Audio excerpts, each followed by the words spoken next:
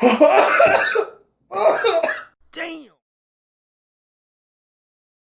Hey guys, my name is fotoklubz. I'm a fashion photographer, and today is November 1st, 2019. It's a Friday, and it's also my first vlog ever. So I wanted to start documenting the second chapter of my life.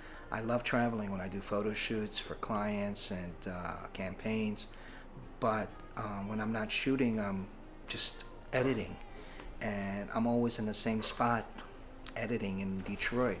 This is about me taking that first step, and that is wanting to do something that is going to make me happy. So I wanted to buy a van, see the country, travel all the way from Canada down to Panama, West Coast to East Coast, do the same thing in Europe somewhere. I want to live my life that way, and I want to document it, and I want to do photo shoots with clients in different locations, meet new people. I think it's going to change me.